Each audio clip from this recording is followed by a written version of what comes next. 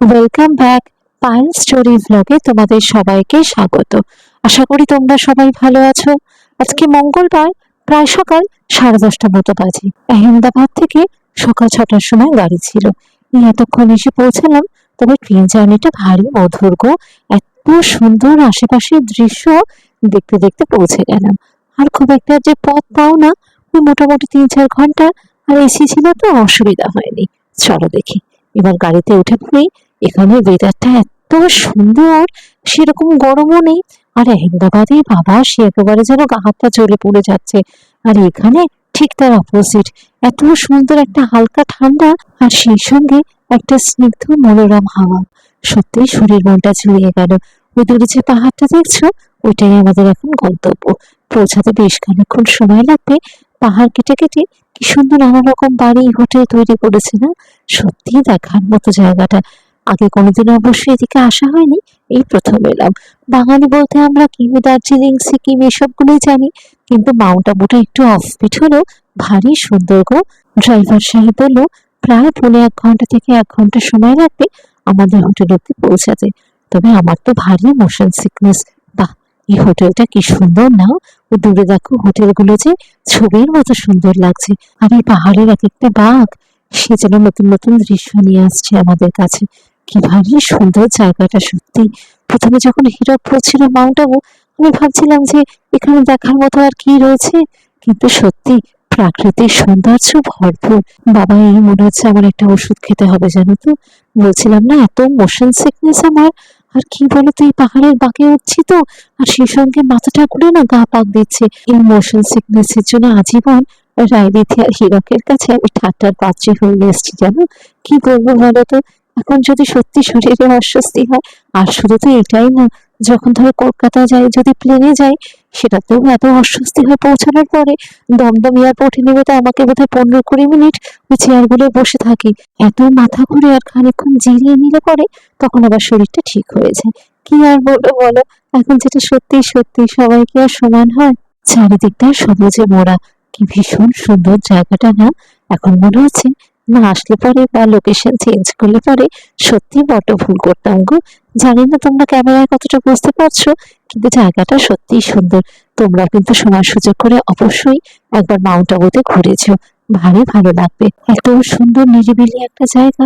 আর আসার পথে তো দেখলে সেরকম মানুষজনও পথে ঘাটে চোখে পড়লো না।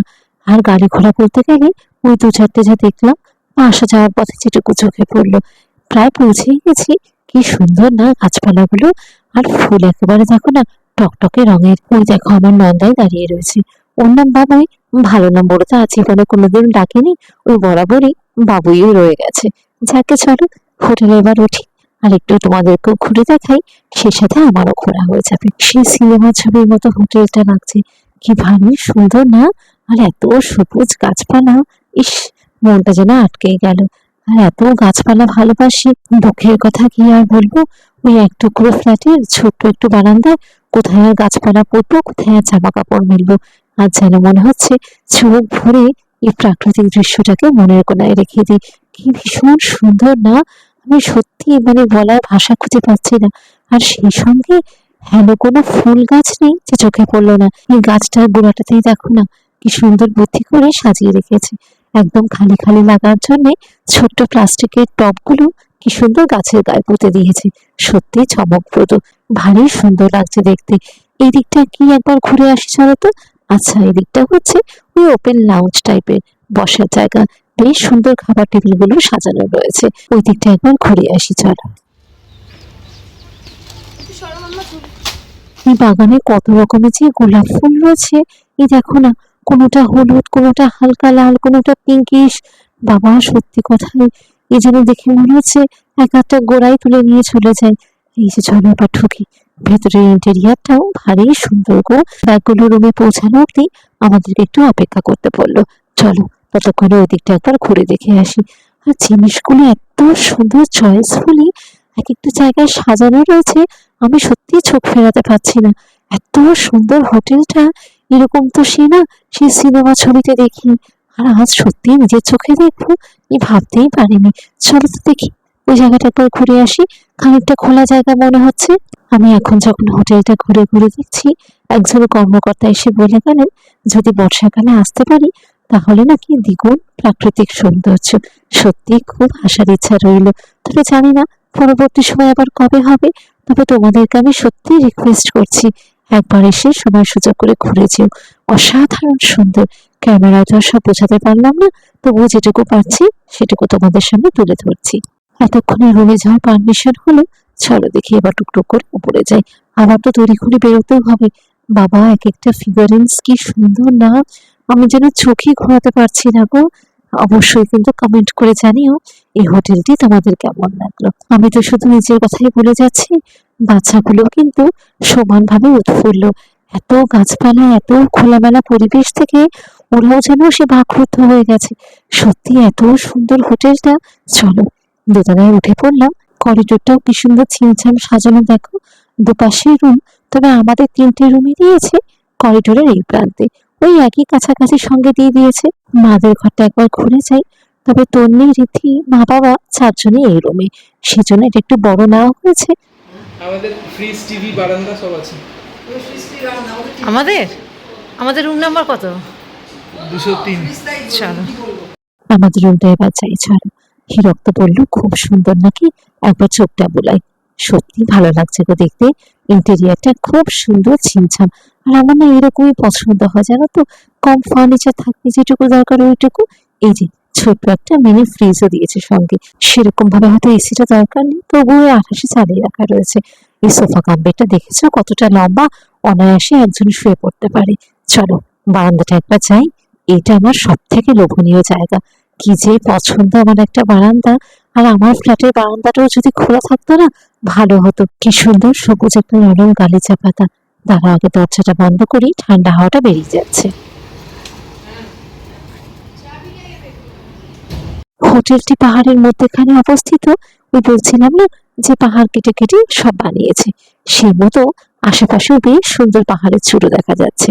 বাবা, সত্যি এই এত গাছপালা দেখে না আর স্থির রাখতে পারছি না গো নিজেকে। সামনেও একটা হোটেল, তবে ওইখানে বোধহয় ইনকাম ট্যাক্সেরও কাগজপত্রের কাজ হয়। এই দিকটা একবার চোখ বুলিয়ে আসি। ওয়াশরুমটা আছে, বাবা বেশ বড় তো, আর কি সুন্দর ঝকঝকে পরিষ্কার।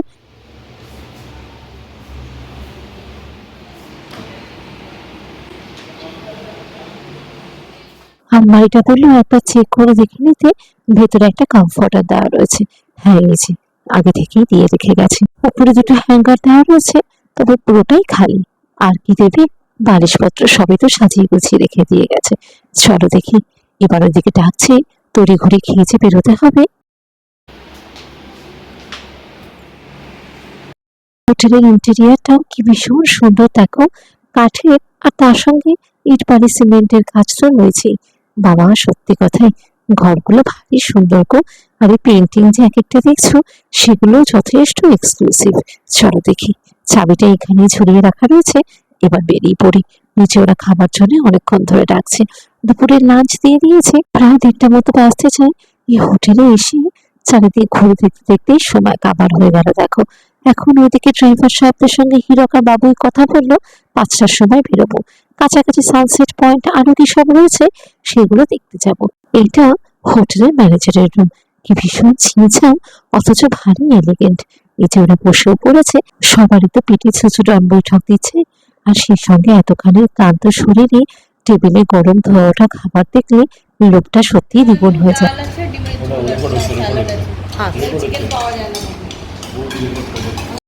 আজ বাড়ির ছেলে ও জামাইয়ের উপরে খাবার দাবার ভাগযোগ করার দায়িত্ব পড়েছে। ওরা করুক। এই জায়গাটা তোমাদেরকে একবার ঘুরে দেখাই, চলো। কি সুন্দর না, খানিকটা পার্টি প্লট টাইপের মতো অ্যারেঞ্জমেন্ট করা রয়েছে। হোটেলের মেনু চার্ট থাক, পরে পড়বো বরঞ্চ। আর এটা হচ্ছে প্যান্ট্রি, ঢোকা বারণ, সেজন্য বাইরে থেকে একটু উঁকি মেরে দেখলাম আর কি। চলো, এবার মনে হচ্ছে খেতেই হবে। খানিকক্ষণ জিরোলে পরে শরীরটাও ভালো লাগবে। ওই যে হিরক দেওয়া দেওয়া করে এখন বসে পড়ছে, দেখি আমাকে দিয়ে দিলে পরে আমিও সাইডে বসে পড়বো। কতদিন পর আজ ফ্যামিলির লোকজন সবাই মিলে একত্রিত হয়ে টেবিলে খাচ্ছি। কি যে ভালো লাগছে এই মুহূর্তটা। ওই দেখো না, হিরক বাচ্চাদের তদারকি করতে ব্যস্ত, এদিকে যে যার মতো করে ভাগযোগ করে নিয়ে নিয়েছে। আমাকে এখনো দেয়নি, থাক বরঞ্চ একটু অপেক্ষা করি, আজকেও দিলে পরেই খাবো। প্রায় বেলা 2:30 বাজে এই খাবার টেবিল থেকে উঠলাম জানো। আর পরিবারের একত্রিত হয়ে খাওয়ার মানে সে তো হরেক রকমের কথা, হরেক রকমের আলোচনা। বাবা, জবা ফুলটা কি ভীষণ সুন্দর না? সত্যি, এক একটা ফুল যদি তুলতে দিত সে যেন মনে হচ্ছে ভালো চেয়ে নিয়ে যেতাম। দেওয়াল জোড়া এরকম গালিচা একটু হাত দিয়ে দেখলাম, ভেবেছিলাম বোধহয় সত্যি, না পুরোটাই সিনথেটিক। আমাদের রুমের বারান্দায় যেটা রয়েছে ঠিক এইটাই। ওই দেখো না, মামা আর ভাগ্নে মিলে কখন থেকে দোলনায় রয়েছে। চল তো দেখি, হীরককে সরিয়ে এবার আমি একটু বসি। রিজু বাবা, আমি একটুখানি দোলনায় চাপি। দেখিস বাবু, পড়ে যাবি। বাবা, দাঁড়া, এটা ঠিক করে নি। প্রায় 3:10 এবার খানিকক্ষণ ঘুমিয়ে আসি। চোখের পাতাও বন্ধ হয়ে যাচ্ছে। এই গাছটা অনেকক্ষণ ধরে দেখছি হাওয়ায় দুলছে, কি ভীষণ ভালো লাগছে না দেখতে। ইস, বাড়িতে যদি এরকম একটা রাখা যেত খুব দারুণ লাগতো গো। এটুতে সব ওয়াটার ট্যাঙ্ক পরিষ্কার করছিল। কি পরিষ্কার করছিস? ওয়াটার ট্যাঙ্ক, হ্যাঁ, সব জল ওভারফ্লো করে সব জানলা দিয়ে ঢুকে গেছে বাড়িতে। আমাদের তো বন্ধ সবকিছু এখন। আমাদের বন্ধ স্টিল ঢুকতে তো পারে। I don't think so. মামা জুতো। বিকেল 5টার মধ্যেই গাড়ি চলে আসবে, তখন আবার তোমাদের সঙ্গে দেখা হবে। টাটা।